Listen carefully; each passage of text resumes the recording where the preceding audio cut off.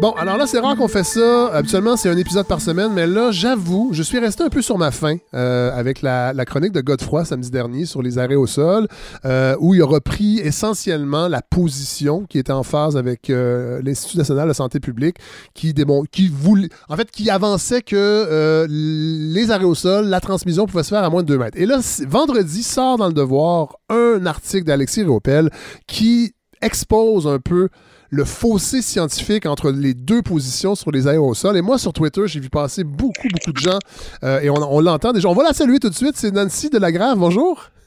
Bonjour, Fred, ça va? Ça va bien? Oui, et toi? Oui, alors bon, là, je suis resté sur ma faim un peu. Je trouvais que, de ce que je lisais sur les réseaux sociaux, entre autres, de scientifiques, on semblait de plus en plus établir que les arrêts au sol, la transmission par aérosol, allait au-delà du 2 mètres. Et là, vous êtes quelqu'un que j'ai découvert sur les médias sociaux. Et il y a Mathieu Fauchon, mais Mathieu, on va y parler après. Mais parlez-nous un peu de vous, parce que vous êtes à l'origine, entre autres, vous avez créé l'organisme COVID Stop l'an dernier, quand les masques étaient le sujet numéro 1 dans la communauté scientifique au Québec. Alors, vous êtes de formation... Vous avez une formation en physique? Oui, et en mathématiques. Voilà. Et donc, j'ai enseigné au collégial assez longtemps. Oui. Je vais te reprendre dans le sens que je ne sais pas si j'ai créé. À vrai dire, je me suis greffée à un groupe de personnes. Oui. Qui étaient Nima Machouf, Amir Kadir et Marie-Michel Bellon. Marie-Michel Bellon, il a parlé l'an dernier, d'ailleurs. Elle est intervenue à la balado, qui est médecin. Oui. Oui. Elle m'a dit ça. Oui. Donc, moi, j'ai créé un groupe au mois d'avril qui s'appelle Des masques et de l'aération pour tout le monde. Oui. Et eux, indépendamment, travaillaient pour conscientiser les gens au port du masque. Oui. Éventuellement, ensemble, on a fait la lutte pour le port du masque obligatoire, la sortie médiatique le 13 juin. Oui. Là, présentement, il y a un gros débat dans la communauté scientifique, mais c'est un débat qui tend à... Je dis qu'il y a un débat, je pense que de plus en plus, on se rend compte que la position que nous a offert la santé publique et le ministre Roberge la semaine dernière sur l'exposition au virus versus les aérosols, que on changeait pas trop ce qui se passait dans les écoles publiques présentement, c'est-à-dire pas nécessaire de mettre des purificateurs d'air, des filtres, et que dans le fond, la transmission, en fait, on a l'impression qu'on reste sur le vieux paradigme, que ce sont les gouttelettes qui sont encore responsables de la transmission, alors que c'est de moins en moins le cas si on se fie à la science. C'est en plein ça. On est dans le dogme des gouttelettes. Et en réalité, il y a plusieurs scientifiques qui ont montré, à travers plusieurs études, oui. que les gouttelettes sont très peu efficaces pour infecter. Oui. Alors, une gouttelette, pour qu'elle infecte, il faut qu'elle soit grosse, oui. Premièrement, qu'elle soit plus que 300 microns. Et il faut qu'elle impacte soit les yeux, soit l'intérieur des narines ou la bouche ouverte. Donc, il faut être près d'une personne. Là, 300 microns, évidemment, ça ne dit pas grand-chose. Moi, en tout cas, ça me dit pas... Je sais que vous êtes physicienne, donc vous le savez, qu'est-ce que ça veut dire, 300 microns, mais bon... Moi, je sais dire. Bon. Alors, un cheveu, en général, ça a une épaisseur de 90 microns. Ah, quand même, donc, OK. 4 épaisseurs de cheveux environ. OK. Une petite touffe. C'est visible. Une petite touffe de virus. Ça, c'est 300 microns. Bon. Sauf que là, en fait, ce qu'on se rend compte, et moi, ce qui m'a frappé quand j'ai commencé à lire là-dessus, c'est que ça relève de la physique. L'étude de la transmission des virus par l'air, entre autres. Et là, on a entendu beaucoup de médecins. On respecte, bien sûr, la science de la médecine, mais quand on se tourne vers les physiciens et les physiciennes, on a un autre son de cloche par rapport aux aérosols. Oui.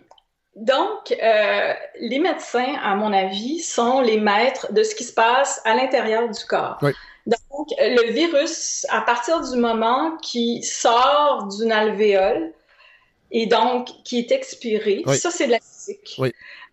Et comment il voyage dans l'espace, ça, c'est de la physique. Oui. Alors, pour vous donner une idée des discussions, il y a une équipe de scientifiques, Shelley Miller, Jim Innes, Lindsay Marr, Kimberly Prater. Cette équipe-là, eux, ils pensent que la contagion par aérosol, c'est au moins 75 %. OK. C'est autour de 75 %. OK. Donc, Nous, on est dans le paradigme des gouttelettes et toutes les consignes dans les milieux de travail, les consignes dans les écoles, les consignes aux individus, aux citoyens, sont en fonction des gouttelettes et s'attaquent à ce qu'on juge qui est de 0,2 à 5% de la contagion, c'est-à-dire celle par les surfaces contaminées. OK. Donc, on focus sur un type de contagion qui est minime par rapport à la contagion réelle dans la communauté. Parce que là, évidemment, on parle beaucoup des écoles, mais il ne faut pas oublier les milieux de travail. Dans ce débat sur les aérosols, évidemment, les classes, ça nous frappe parce que le gouvernement a beaucoup insisté que c'est important de garder les écoles ouvertes. Et moi, je suis de cet avis-là aussi, mais pas à n'importe quelle condition. Et c'est là que je trouve le débat est important et est intéressant. C'est qu'est-ce qu'on peut faire pour garder les écoles ouvertes, mais amoindrir la transmission dans les écoles et ensuite dans la communauté. Et là, par exemple, une classe de 20 personnes, il y aurait 2 personnes qui seraient infectées par le coronavirus. Qu'est-ce qui se passe? Une journée de classe, là, qu'est-ce qui peut se passer?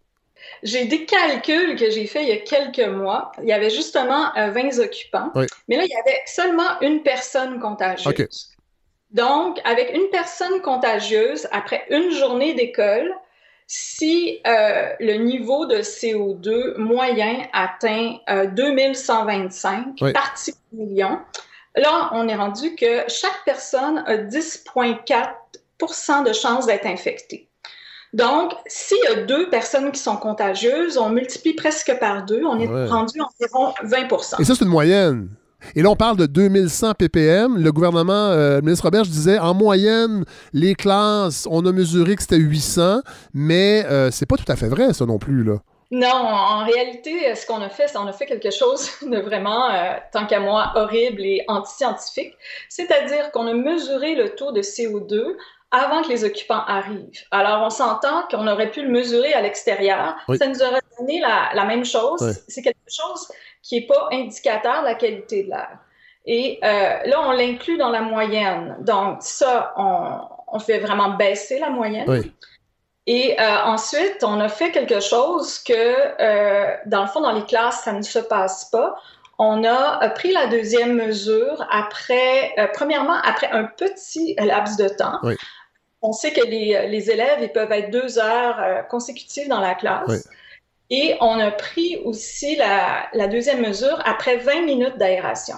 Donc, et on nous dit que c'est pas du tout ce qui se passe dans les classes, qu'il y a des classes qui ne sont jamais aérées. D'ailleurs, le ministre Roberge a dit il y a quelques jours, Thomas Gerbet l'a rapporté, que c'était pas nécessaire d'aérer quand les élèves étaient dans la classe. Tout à fait. C'est incroyable quand même. C'est vraiment incroyable. Nancy Delagrave, vous vous êtes impliqué avec COVID Stop à l'époque des masques où on sentait que le discours de la santé publique et du politique, c'était que les masques, c'était plus ou moins efficace. Après ça, on a changé d'idée. Est-ce que vous avez l'impression, encore une fois, par rapport aux aérosols, qu'on a décidé de nier un peu ce que la science semble nous indiquer de plus en plus, pour des raisons politiques, oui, mais aussi pour des raisons de coût, parce que ça aurait coûté extrêmement cher d'installer des filtres et des purificateurs d'air dans les classes des écoles du Québec? Est-ce que vous avez cette impression-là que éventuellement, on va faire volte-face et qu'on va accepter ce nouveau paradigme? Bien, je l'espère, mais on fait les mauvais calculs dans le sens que d'avoir la société qui est en confinement, ça coûte cher, d'avoir des gens hospitalisés, d'avoir les enquêtes. Et en mettant des purificateurs d'air, en s'assurant qu'il y a une bonne ventilation, puis la façon de s'assurer qu'il y a une bonne ventilation, c'est d'avoir un capteur de CO2 et de mesurer en temps réel. De la même manière que lorsqu'on va sur l'autoroute, on a un indicateur de vitesse qui nous dit si on va à 200 km/h, il faudrait ralentir. Donc, c'est la même chose. C'est un outil qui coûte environ 130 $. Puis, moi, j'avais calculé que ça revenait à 5 $ par étudiant pour l'année, puis ça va être réutilisable. Ça pour les capteurs seulement ou pour pas capteurs et fils, capteurs seulement? Capteur de CO2, c'est 5 $ par étudiant. Puis ça permet de s'assurer qu'il y a une bonne ventilation. Et donc, on est capable de diminuer des fois les risques par un facteur 6.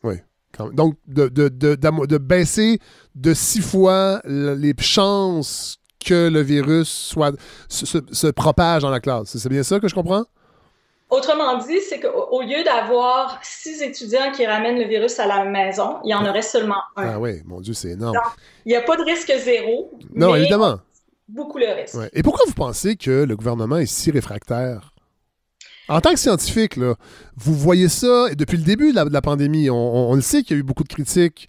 On a l'impression que le politique prend trop de place. Et on a l'impression qu'on n'apprend pas de nos erreurs. En tout cas, le gouvernement n'apprend pas de ses erreurs. Et moi, j'en suis même à me demander, et là, je le sais que je voudrais pas en arriver là parce que je suis sur le bord de la falaise du complotisme selon certaines personnes. Mais j'ai l'impression que, dans le fond, on est en train d'un peu tenter l'immunité collective en douce. C'est-à-dire qu'on laisse le virus se promener dans les écoles parce qu'on sait que les enfants sont moins à risque de tomber gravement malades et on essaie le plus possible d'isoler les gens à risque. Est-ce que vous avez ce sentiment-là, vous aussi, Nancy Delagrave? Oui, et je l'ai encore plus eu aujourd'hui en entendant le ministre Legault, le premier ministre Legault, dire qu'il ne faudrait pas que les enfants rencontrent leurs grands-parents. Mais ce qu'on a remarqué... Non, attendez, Nancy, je vais vous corriger, il est allé plus loin que ça. Il a dit, en fait, il ne faudrait pas que les enfants ramènent le virus, le donnent aux parents qui, eux, rencontrent. Oui, c'est ça. Donc il avoue, mais ça, il le dit, que c'est un risque qu'il prend. Que le virus va se promener, mais j'ai quand même l'impression qu'il a peut-être signé la déclaration de Great Barrington sans nous le dire, sous un faux nom peut-être. Mais il y a quelqu'un qui fait partie du groupe COVID Stop qui s'appelle Lisa Iannatone. Oui. Et elle pense ça de plus en plus. Et ce qui est un petit peu troublant, c'est que il y a l'Association des pédiatres du Québec qui a beaucoup d'influence et on sait que des membres de l'Association des pédiatres du Québec, comme la docteure Annie Janvier, ont signé cette déclaration. Oui, exactement. Ouais. Donc, cela dit, elle a dit qu'elle adhérait pas à tout ce qu'il y avait dans cette déclaration-là, mais qu'elle trouvait que les mesures mises en place par le gouvernement étaient trop intenses. Ouais. Mais moi, je trouve que ce qu'on a présentement, c'est le supplice de la goutte d'eau, dans le sens que les pays où est-ce qu'ils ont mis des mesures très musclées, comme la Nouvelle-Zélande, l'Australie à Melbourne, eux, ça a été très dur pendant quelques mois, mais après ça, il y avait 0 cas.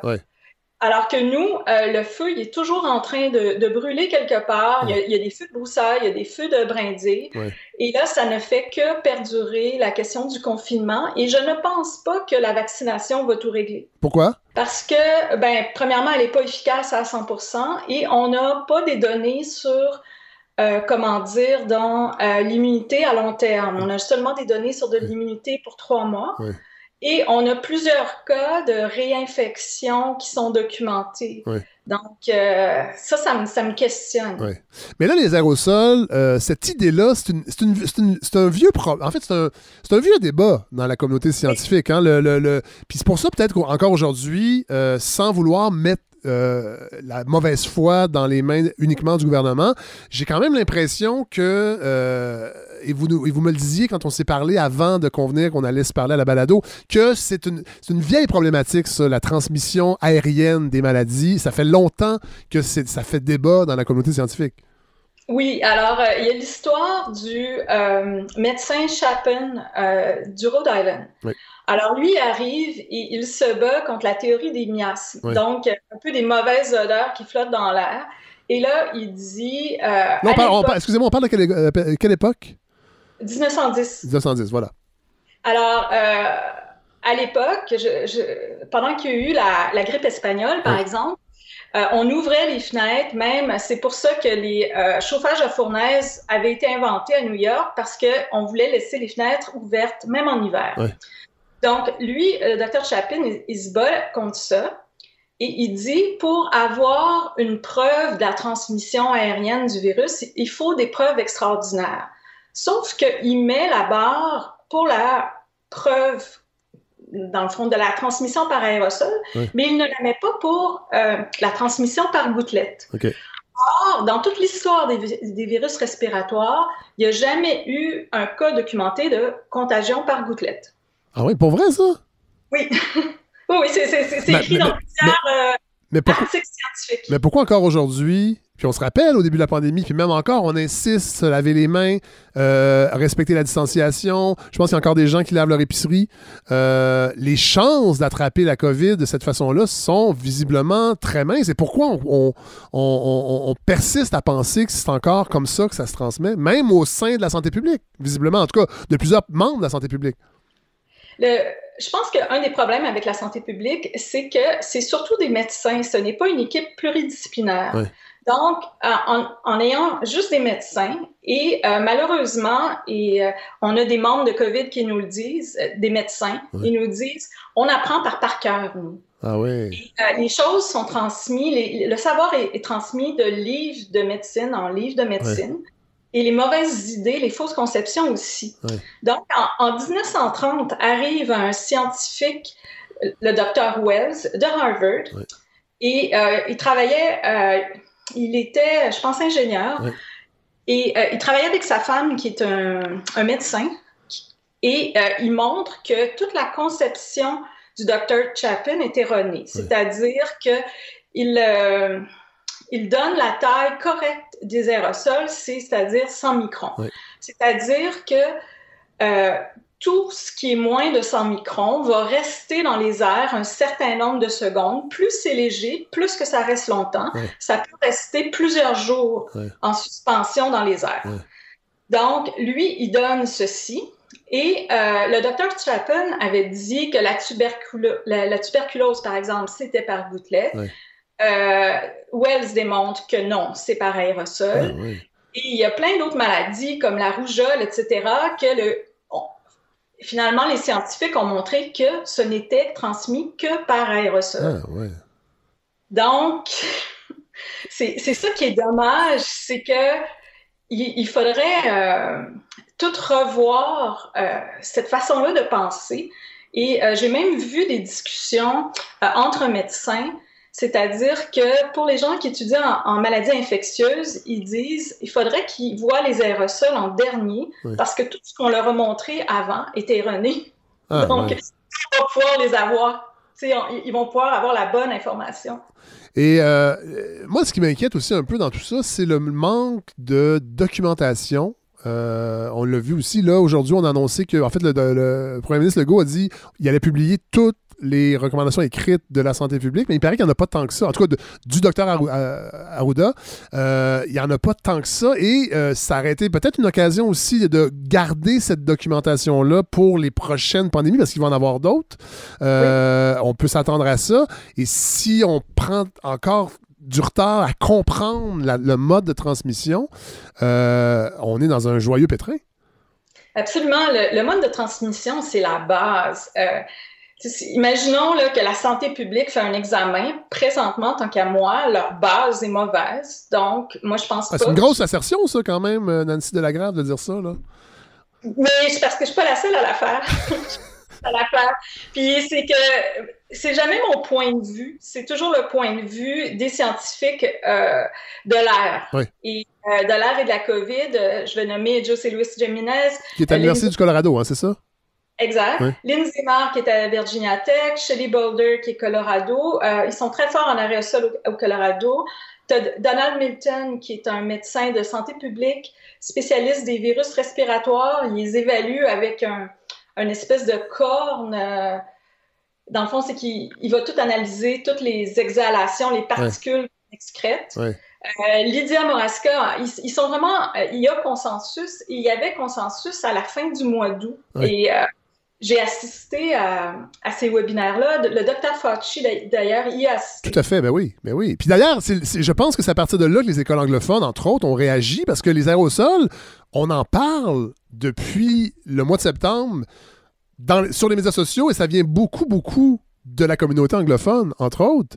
Là, je ne sais pas s'il y a un clash linguistique, puisque vous me parlez de scientifiques qui sont aux États-Unis, donc qui s'expriment, comme beaucoup en sciences, les études sont en anglais, mais j'ai l'impression que malheureusement, il y a un petit décalage linguistique qui fait que la communauté anglophone a embrassé un peu plus ce nouveau paradigme-là. Et là, et d'ailleurs, vous me parlez de beaucoup de tous ces scientifiques-là qui ont commenté d'ailleurs la position du gouvernement Legault récemment. Alors, José Luis Jiménez il a dit pour la question qu'un purificateur d'air pouvait infecter une classe. Boost transmission, faciliter la transmission.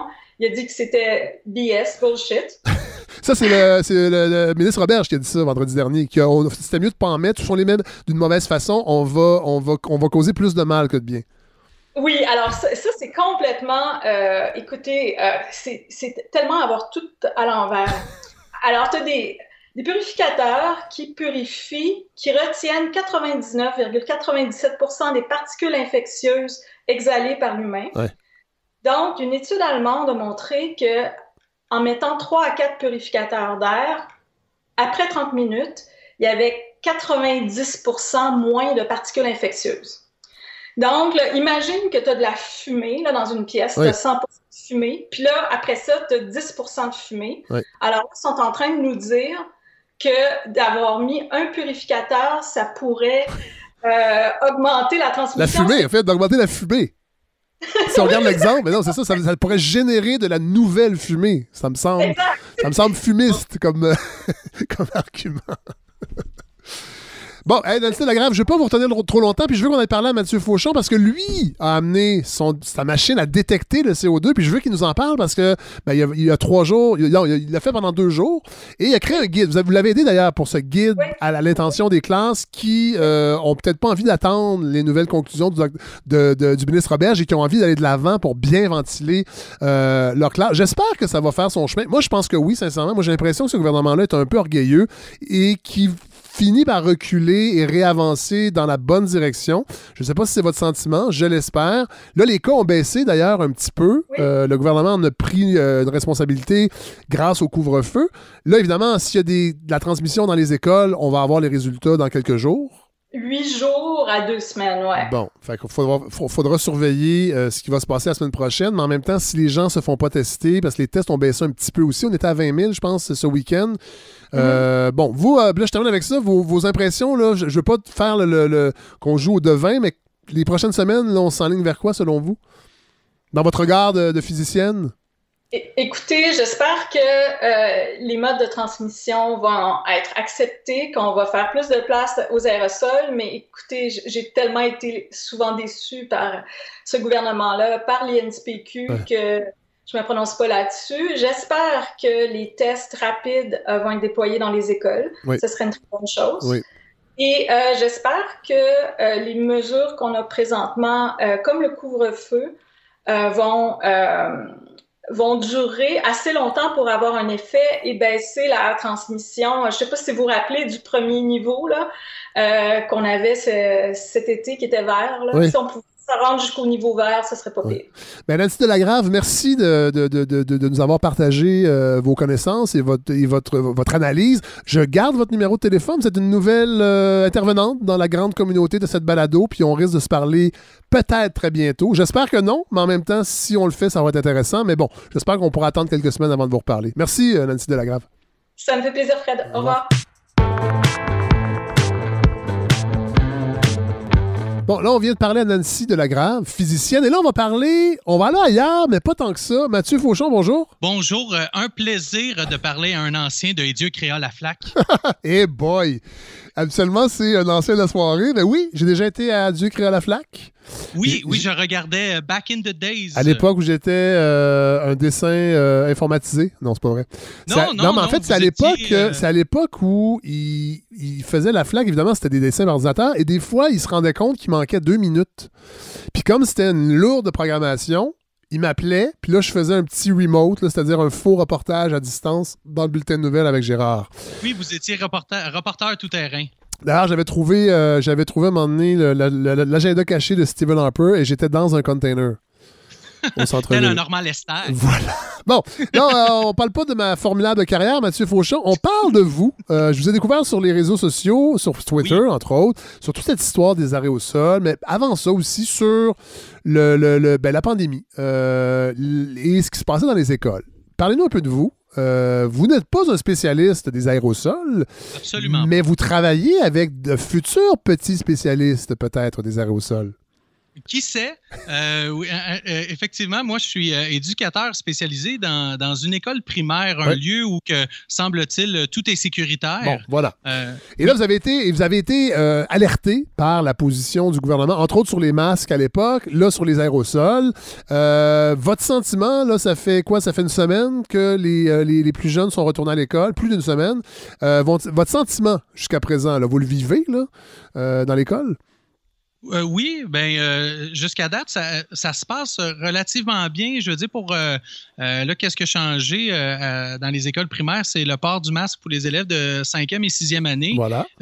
En tout temps, ainsi que le port du masque pour les élèves de 1e à la 4e année, seulement dans les corridors, dans les moments où ils sont silencieux, alors qu'en classe, ils se retrouvent 25 sans masque. Et j'aimerais rassurer tout de suite Horacio Arruda et la santé publique, il n'y a personne qui est mort étouffé avec son masque, qui se l'est étendu d'en face. Oui, quand même, avec les tout-petits, il y a un petit peu d'apprentissage à éviter de le taponner. Mais les enfants c'est comme nous tous, là, ça fait 10 mois qu'ils fonctionnent dans cette... Oui, exactement. Voilà. Donc ça va quand même relativement bien là, en ce qui a trait au port du masque chez les tout-petits. Juste, petite parenthèse, votre école, elle est située où? Elle est située sur la rive sud de Montréal, donc je peux la nommer. Là, je suis à Marieville, à l'école de Ramsey à Marieville, une petite ville de 10 000 habitants environ. Pas très loin de... en fait, pas très loin. Moi, j'ai un ami qui est à Saint-Mathias, sur le Richelieu, fait que c'est comme vers le sud, en fait. C'est ça, c'est juste c'est entre Rougemont-Saint-Césaire ainsi que Saint-Mathias, donc sortie 37 de l'autoroute 10. Bon, alors si on va aller vous visiter, on prend la sortie 37. Bon. Oui, vous m'écrivez puis prenez sortie 37. Là, j'avais envie de vous parler parce que vous êtes parce que vous savez, la balado, on parle beaucoup de la communauté, puis j'aime ça parler aussi de ce que les gens font, puis souvent ça nous inspire. Bon, les gens nous écrivent. Vous avez fait aussi une initiative intéressante parce que vous avez, comme moi, un petit peu été pantois ou pantoite, comme dirait Lynn Beauchamp à l'époque. Lorsque vous avez entendu Jean-François Robert la semaine dernière et Richard Massé, à l'effet que les aérosols n'étaient pas un problème dans les écoles, que ça se transmet encore très près. Là, on ne reviendra pas sur tout ça parce qu'on a parlé à Nancy Delagrave tantôt qui nous l'a bien expliqué que ça voyage, le virus, dans les aérosols. Et là, vous vous êtes dit, moi, les tests qu'on a fait de CO2, là, on dirait que je suis pas certain. Et vous avez carrément bâti un guide qu'on peut trouver, qu'on va mettre sur la page Facebook, d'ailleurs, de la balado, à l'usage des écoles, des professeurs qui voudraient ventiler leur classe et qui n'ont pas de filtre ou de ventilateur, donc qui voudraient prendre l'initiative de ventiler. Comment le processus, comment ça s'est passé, là, de l'idée jusqu'à la réalisation? Oui, en fait, moi, je m'abreuve beaucoup sur les sujets d'actualité, puis on n'en manque pas ces temps-ci. Puis depuis mars, vraiment, je me suis concentré sur la COVID, très autodidacte, à lire un peu à gauche et à droite. Et quand, M. Legault aime bien comparer avec pire que nous, mais moi, j'aime bien comparer avec mieux que nous. Et quand je vois qu'est-ce qui est fait ailleurs, on a beaucoup de... On a beaucoup de trucs que nous ne faisons pas ici et la position de la santé publique et des recommandations du ministère de l'Éducation sont très minimes là, sur qu'est-ce qui pourrait être fait. Fait que je me suis dit, toujours par principe de précaution parce que, évidemment, il y a des gens qui vont dire, bon, là, c'est ça, il fait ses recherches. Puis là, on va pas dire que vous êtes complotiste, mais on a la difficulté des fois à sortir du discours officiel. Puis nous, on se pose des questions. Je l'ai fait avec Godefroy la semaine dernière. C'était une discussion. Moi, je trouve qu'il y a quelque chose de sain là-dedans. Et vous, vous avez un peu adopté cette même posture-là, c'est-à-dire qu'il se fait des choses ailleurs. J'ai accès à de la littérature scientifique, j'ai accès à des scientifiques et vous aviez envie d'aller un peu plus loin que d'attendre, de voir si effectivement, par mesure de précaution, dans le fond, par principe de précaution, vous avez décidé de mettre sur pied un guide pour voir comment on peut améliorer la ventilation dans les classes au Québec. Oui, bien c'est ça. Basé sur la fameuse science, mais qui se fait ailleurs. Juste si on prend par exemple l'Université de Harvard, le département de Healthy Buildings, quand on regarde les travaux de José Luis Jiménez. On en a parlé tantôt avec Nancy de la Grave. Justement, quand on regarde ces gens-là à l'international et on regarde dans les endroits où que ça va bien, il y a des mesures supplémentaires. Et dans ce guide-là, j'avais deux objectifs. Oui, pour faire des recommandations additionnelles et non pas des recommandations qui vont en l'encontre des recommandations gouvernementales. C'est vraiment des recommandations officielles. Mais moi, c'était surtout le but premier, c'était de faire de la vulgarisation, d'éduquer les gens. Parce que, on l'a entendu, par moment, on disait... le gouvernement disait on demande déjà dans les écoles de faire de ventiler, d'ouvrir les fenêtres. Quand c'est possible. Mais, quand on a des fenêtres. Oui, exactement. Puis oui, effectivement, il y a eu un ou deux courriels qui ont été envoyés durant l'automne à travers les nombreux courriels et avec tous les tracas que les professeurs ont à vivre. Et moi, j'avais fait, je me promenais dans l'école, puis moi, je porte le masque de manière volontaire depuis le mois de mai quand on a recommencé l'école parce qu'il y avait beaucoup d'indices qui laissaient croire que c'est une transmission par aérosol. Et quand je disais à mes collègues de travail, je dis, retire pas ton masque quand tu es à plus de 2 mètres, fais attention, c'est aérosol. J'avais 100% des gens qui ne savaient pas c'était quoi les aérosols. Donc, je me suis dit, ça, c'est un problème. Puis, deuxièmement, pour l'ouverture des fenêtres, à part que ce soit un inconvénient de froid, si on a le discours que ce sont des gouttelettes, puis là, on ouvre les fenêtres, pourquoi? J'ai froid. Fait que c'était vraiment de faire la démonstration de comment se propage la COVID avec les aérosols, puis ensuite de voir quelle est l'importance de la ventilation dans ce cas-là. Fait que moi, j'ai présenté mon document la semaine dernière, donc mardi dernier, en rencontre auprès de mes collègues. Puis, depuis ce temps-là, je me croise les doigts que ça perdure parce qu'on a juste 4 jours d'école de fait. Mais les fenêtres sont ouvertes, donc ils ont été conscientisés, ils ont compris pourquoi l'importance de faire ça et ils le font maintenant. Fait que c'est pour ça, je pense, c'est d'éduquer les gens. Et là, vous ne l'avez pas bâti tout seul, ce guide-là, évidemment. Vous avez été chercher de l'expertise.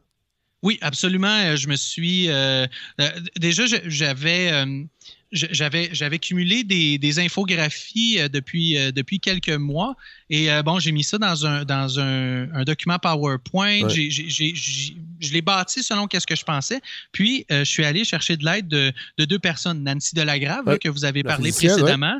Exactement. Et aussi Fatima Tokmafshan, qui est généticienne et bioticienne à l'Université McGill, collaboratrice de COVID Resources Canada.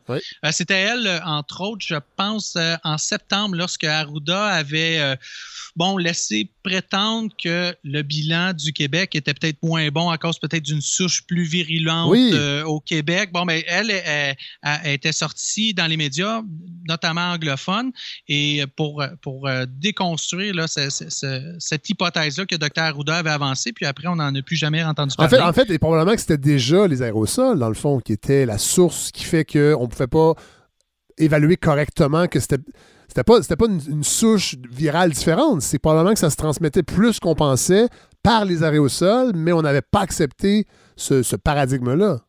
Puis je pense aussi, c'était... là, il faudrait aller revoir dans les points de presse, mais je pense que c'était un journaliste qui lui demandait comment ça, que le Québec faisait pâle figure à côté des autres. Puis là, on avait sorti la semaine de relâche. Puis je pense que vu que la cassette de la semaine de relâche était un peu épuisée, on avait essayé de sortir une autre excuse. Mais...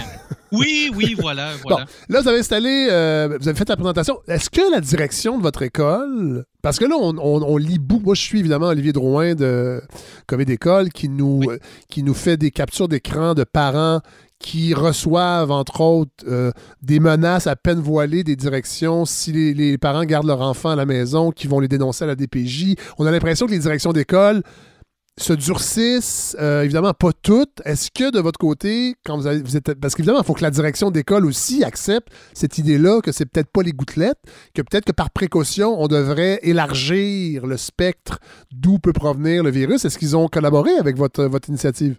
Absolument. Par principe de précaution, ma direction, c'est sûr, je lui en ai parlé d'avance de faire ce guide-là. Ouais. Puis... qu'est-ce qui est difficile avec les directions, puis j'imagine avec plusieurs personnes en poste d'autorité, c'est que ils doivent se plier à plus haut qu'eux, donc au ministère et à la santé publique. Oui. Donc, justement, le guide a été conçu non pas en contradiction avec ce que la santé publique recommande, mais bien des recommandations additionnelles. Oui. Donc, j'ai été appuyé, puis avec la direction, jugé bon là, d'avoir un principe de précaution, mais ce sont des recommandations, ce ne sont pas des obligations. Non, voilà. Donc, vu que ça a été présenté comme ça, il n'y a pas eu de problème. Là, je l'ai présenté en présence de ma direction. Ouais. Et là, ce qui est intéressant, Mathieu Fauchon, c'est que lundi, si je ne me trompe pas, donc hier, parce que là, on enregistre mardi, l'épisode va être disponible le mercredi, donc demain. Oui. Vous avez commencé, parce qu'évidemment, il y a la mesure du CO2 dans les classes, que, les conclusions de ce qui a été fait par le ministère de l'Éducation le vendredi dernier a laissé beaucoup de gens perplexes. On affirmait que ça allait quand même bien, à part pour 3% des classes. Vous êtes allé encore plus loin, c'est-à-dire que vous avez décidé de vous munir d'un, je crois qu'on peut appeler ça, un détecteur de CO2? Un lecteur de CO2. Bon, voilà, lecteur de CO2 que vous avez installé. En fait, c'est un lecteur portatif. Oui. Le processus de ça, c'est quand j'ai vu le rapport de la ventilation, je suis allé vérifier parce que parfois, j'étais un peu sceptique lorsque M. Roberge parle. Oui. Et puis, quand je suis allé voir la méthodologie, je l'ai trouvé... je trouvais que ça laissait beaucoup à désirer. Ouais. Oui, parce que tout d'abord, dans la méthodologie qui a été faite, c'est toutes les mesures qui étaient supérieures à 2000 ppm, on indiquait 2000 ppm. Donc, si ça montait à 3000, 3500 ou 4000, 2000, on écrivait seulement 2000. Donc, on écrivait maximum 2000. Ça, je savais même pas ça. Eh bien, je vous l'apprends, monsieur Savard. Tout à fait. Donc, poursuivez. Donc, il y a ça. Aussi, la première mesure était prise lorsque il n'y avait aucun élève. Ouais. Ça peut être pertinent, cette mesure-là, j'y reviendrai un petit peu plus tard, mais aussi, c'est que la troisième mesure a été prise avant la fin du cours, mais on a ouvert les fenêtres durant 20 minutes. Voilà. Donc, déjà, ça fait baisser la moyenne. Oui. Fait que quand on a ces trois données-là, ça couillonne un peu la moyenne. C'est comme si... En fait, le tableau n'est pas précis. Non, mais c'est comme si je faisais le parallèle avec des professeurs que c'est de dire, mon élève qui a 59 % ou qui a 30 %, j'ai inscrit 59 %, fait que ça fait augmenter la moyenne. Donc, c'est sûr, donc ça paraît mieux. Fait que, avec un petit peu de scepticisme, j'ai réussi à me dégoter un lecteur de CO2 que quelqu'un a eu la gentillesse de me prêter. Oui. Puis, je suis allé faire des prises de mesure. Là, nous sommes mardi aujourd'hui, j'en ai refait d'autres aujourd'hui, puis j'ai fait quelques tests. Dans la même, Mathieu Fauchon, dans la même classe ou dans plusieurs classes de votre école à Marieville? J'ai fait dans plusieurs classes, mais dans des scénarios différents. Okay. Donc, par exemple, dans les deux classes que j'ai faites lundi, il y en a une que j'ai faite avec les fenêtres fermées ainsi que la porte ouverte, et une autre classe, la porte fermée ainsi que la fenêtre fermée. Okay. Donc, je me suis amusé avec ça. Aujourd'hui, j'ai fait avec les fenêtres et portes ouvertes. Et c'est ça, je prenais des lectures. En fait, pas moi, mais je demandais à un élève qui était impliqué. Je disais, ça faisait un projet pédagogique en plus. Wow. Absolument. Donc, j'avais un responsable là, que je mettais le petit timer. Quand ça faisait ding, il allait prendre sa mesure, il remettait le timer. Ouais. On a fait ça pour à peu près là, 1h20, 1h30. Puis, qu'est-ce que j'ai vu pour les classes avec les fenêtres fermées, c'est que le taux de CO2 quadruple. Ah oui. Donc, il passe de... si je regarde hier, on a atteint un seuil dans une classe, là, après, je pense, 1h20, on a atteint un 2400 2450, puis on était parti à 614. Quand même. En l'espace de 1h25. Et ça, je dois le dire, qu'est-ce qu'on avait fait, c'est j'avais ouvert les fenêtres pour bien aérer, pour avoir un plancher. Donc, quand j'ai parlé tantôt que la première mesure d'avoir un taux de CO2 sans élèves, oui.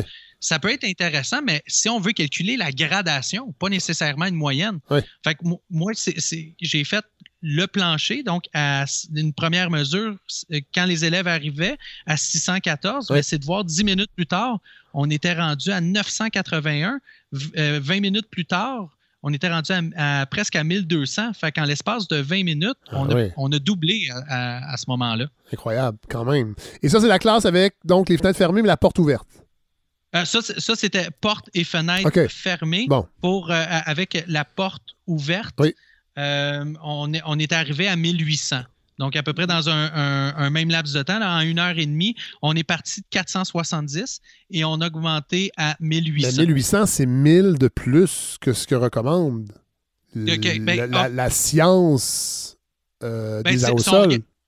Exactement. Si on regarde, là, on parle d'avoir moins de 800. Voilà. Donc, le gouvernement du Québec parle de 1000, mais si on regarde l'Université d'Harvard, qu'est-ce qui se fait un peu partout avec des scientifiques indépendants ou reliés à des universités, bon, ça tourne autour de 700, 750, 800. Okay. Non, bon. Mais on est quand même à 1200. Puis aujourd'hui, là, je n'ai pas fait mon tableau encore. Je vous donne une primeur, M. Savard. Oui. Une petite lecture. Qu'est-ce que j'ai fait avec la porte ouverte ainsi que les fenêtres ouvertes? À 10 heures, on est parti à 748 ppm. Et pour se rendre à 11h40, donc 1h40 plus tard, à 1470. Donc ici, on a doublé. Mais on reste... Bon, c'est quand même un peu élevé, 1470, mais comparativement à 1800 ou 2450, puis en plus, 2450, c'est au bout d'1h25. Là, donc, ici, j'ai 1h40. Oui. Donc, on peut penser qu'encore plus tard dans la journée, les taux les particules par million, ça risque d'être... J'imagine que ça atteint un seuil éventuellement, mais ça risque de monter encore, là. Oui, bien ça j'imagine. J'ai pas fait le test davantage parce que au primaire, c'est des blocs de 2 périodes, par exemple. Ça. Donc, c'est 2 périodes, il y a la récréation, 2 périodes, le dîner. Ouais. Fait que de dire, bon, ben parfait, gardons des élèves plus longtemps que 100 minutes, c'est plus difficile dans la réalité d'école de primaire. Ça donne une bonne idée. Donc, là, on va publier le guide. Évidemment, on va le mettre sur la page Facebook. Ça se présente comment? C'est un PDF? J'ai 2 versions. Je l'ai en PDF, je l'ai en PowerPoint aussi, autant français qu'en anglais. Ah, wow, super intéressant. Bien, Mathieu Fauchon, merci. Je pense qu'on va se reparler. En plus, vous êtes bien équipé, ça sonne bien. C'est toujours important, ça. En fait, vous êtes un baladiste. Je sais que le terme n'existe pas encore, mais moi, je l'utilise. Les gens qui font de la balado, ce sont des baladistes. J'aime ça. Oui. Je ne danse pas de baladie. Je ne sais pas qu'est-ce que vous voulez insinuer. Non. Mais si vous parlez de balado, oui, je faisais un balado pré-COVID à mon école primaire. On faisait une émission qui s'appelait, c'est très original, ça s'appelait « La journée est encore jeune ». Donc, moi, je suis un très grand fan de La soirée est encore jeune et depuis plusieurs années, là, même dans le temps qu'il y avait une autre personne, là, je me souviens plus, l'autre, là, le chialeux. Avant J.D. Stump, voilà. Puis, c'est ça, j'ai fait ça tout seul. J'avais eu l'idée un lundi soir en voiture. Le mardi matin, je faisais le pitch à mon directeur, puis une dizaine de jours, on faisait notre première émission. On a eu les 3 accords, Émile Bilodeau, Bleu Jeans Bleu, Patrick Lagacé. On avait même Marie-Mé qui était supposée de venir, mais malheureusement, il y a eu la COVID. Fait que pour l'instant, c'est relégué parce qu'on faisait ça devant public, devant à peu près 100-150 enfants sur l'heure du midi. Et justement, c'est disponible, si vous voulez écouter dans les internets. Vous avez juste à taper « La journée est encore jeune ». Et j'espère bien vous y voir, M. Savard. Ça pourrait être bien intéressant. Je pense pas que je vais être assez connu pour les enfants, par exemple. Ils vont dire hey, « C'est qui, lui? Il me fait peur, il a une grosse voix. » C'est pas grave. Moi, je fais en même temps, j'invite des invités qui intéressent les jeunes, mais aussi de faire découvrir des artistes. J'avais Marc Derry, qui est un chanteur que j'aime bien, qui était supposé de venir aussi. J'ai même approché Plume la Traverse. Ah, mon Dieu! Finalement, le grand, je pense que ça y tentait pas, mais on dirait que juste pour dire, mon champ est large. Ben, c'est super intéressant. Mais merci, Mathieu. On va se reparler, je pense. Je trouve ça vraiment intéressant, la démarche que vous avez faite. Puis, des fois, je trouve que les gens critiquent beaucoup les médias sociaux. Moi, le premier, parce qu'il y a beaucoup de boîtes sur les médias sociaux. Mais il y a des belles choses. Il y a des gens pertinents. Il y a des gens intéressants. Et vous en faites partie, Mathieu Fauchon. Ça fait plaisir.